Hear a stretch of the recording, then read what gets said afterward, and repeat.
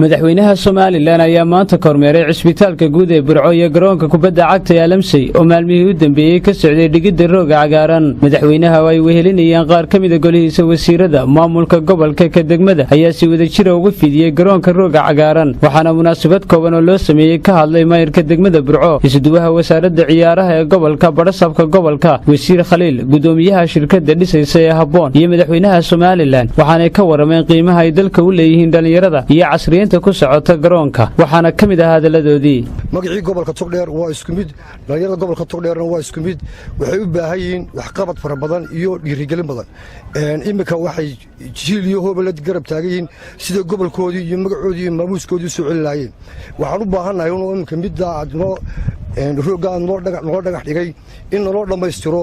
dhalinyaradina wareeg baan waday, wareeg 25 kooxood buu ahaa oo sareeya oo aan kala saarayay oo B iyo B u kala qaybinayay oo darajadoodii hore u yar baabaaday adduun soo celinayay. madaxweyne waxaanu ka codsanaynaa in garoonka inta ka dhammaystiran aad noo dhammaystirto, dhalinyarada gobol inta ka dhiman aad noo dhammaystirto.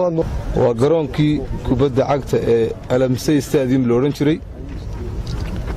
nin kastaana wuxuu ku leeyahay buu ku leeyahay, in la qarin karana ma jiro. nin kastaa wuxuu ku leeyahay ayuu halkan ku leeyahay, bulshaduna waa ka marag. kani waa bilo rafala dhisay. annagu haddaan dawladda hoose nahay laba kala gacanta lagu hayaa imika oo heer degme oo degmadu maamuli doonto oo kanoo kala ah oo midna xaafadda Maxamed Cali buu ka socdaa, midna xaafadda Faarax Omar buu ka socdaa. baanu ballan qaadaynaa labadaasina on the process way soconayaan. labada iminka aan gacanta ku hayn shirkad Sokoko la yiraahdo ayaan contract siinay, lacagta 60% way naga haysan, 40% ayaa noogu harsan. biidni ilaa kuwana dhaqsaha xariga looga jaraya. mudane Muuse Biixi Cabdi uu inoo ballaysimay roogii cagaaraa ee la dhigayay garoonka Alamsey Stadium. madaxweyne inaad garoonkii rooga noo dhigto oo aad noo fasaxdo iyo inaad weliba adigu noo ballaysito oo aad roogii noo dhigto labadaba waa kaaga mahadnaqaynaa. runtii garoonkan Alamsey Stadium sidaa la sheegay waa garoonka ay ka soo baxeen ama ay ka soo aflixeen rag badan oo taariikhda ciyaaraha ee Jamhuuriyadda Soomaaliland heer qaran gaarsiiyey. shirkadda Habboon Construction waxaan ku guuleysanay qandaraaskan Alamsey Stadium roog dhigista, kaasoo insha Allah aanu rajaynayno inaanu si fiican uga shaqayn doono. shirkaddu ma aha markii ugu horeysay ay roog dhigto, roogag badan baan soo dhignay. waxaa ka mid ah sida stadiumka Hargeysa oo si fiican aan u soo dhignay iyo qaar kale oo fara badan. waxaan rajaynaynaa haddii Ilaahay yiraahdo inaanu aad iyo aad u farxad gelin doono dhalinyarada reer Burco. markay Togdheer ahaayeen gobolladii Soomaaliya loo jiro way ka adkaayeen xagga ciyaaraha, kaftanka, gabayada, waxyaalo badan qurbaanimada iyo bulshada. marka dhalinyarada imka joogtaana waxaan ka doonayaa inay kuwii Togdheer ugu yaqaan noqdaan.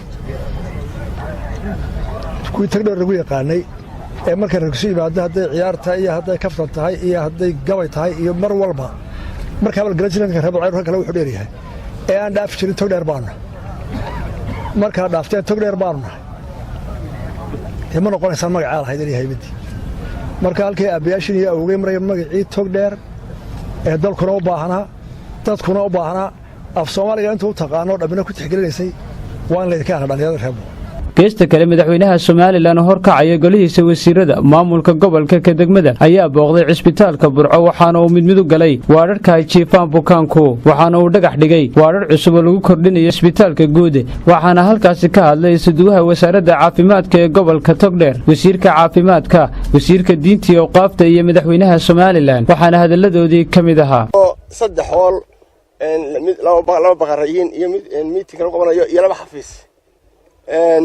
cusbitaalka in tiimka aan 6 bilood joognay waxa lagu soo kordhiyay qaybtan kaliyaha oo imka shaqeynayso dadka aad ugu shaqeynayo shaqaduna bilaash tahay iyo bilicdiisa oo hagaajinay. waxaan kaloo soo kordhiyay qalabkii shaybaarka dhawan bedelay oo qalab cusub baan keenay. intii aad xilkaysay qalabkii shaybaarka dhawan bedelay taasina aad iyo aad baan ku mahadnaqaynaa xukuumadda dadka hogaamiye ka tahay madaxweyne.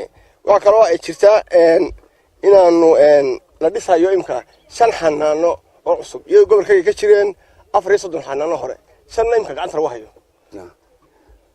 hoolashaas waxa kaloo loo isticmaalayaa tababarka dhakhaatiirta iyo shaqaalaha caafimaadka ee kale marka madaxweyne waa soo kordhin aad tayo u leh halkan waxayna garabkeena taala imika ah qaybta kaliyaha oo jacayl inaan soo yarmaro hore uma jirin wadanka wixii hargeysa ka sokeeya ma jirin gobolku runtii dadaalku sameeyay waa ka marqaad furay burcana ee waa hadasho hadalkeedii wad maqlaysaa iyo kormeerka ku dhex marayso seen soo dhaweynayaan waxaan ilaahay ka baryayaa subxaanahu wa ta'aala madaxweyne inuu ilaahay gacantaada mid barakaysan nooga dhigo ilaahay subxaanahu wa ta'aala inuu gaarsiiyo inoo ku faraxsan oo arkayna qolka loo diyaar gareeyay bukaankeena hadii la yiraahdo hawshar barnaamijka talaabada yarada ugu horeysay baan qaaday qaar waa weyn baa inaga suuyaa oo dalku u baahan yahay oo inagana dadaal nagu ah 20 qol way nagu yari laakiin tabartana tiri waxaan rajaynaynaa inaan dhowr boqol oo qol gaarsiino oo dadka baahida kordhino kaliya way nagu yari inaan badinaaba inoo baahanahay tamarteena kolba aan loodno kolka waa bilow waxaynu eegaynaa waxaan ku dhasray meesha ku keenayno dadaalkeeni iyo isku kalsoonidii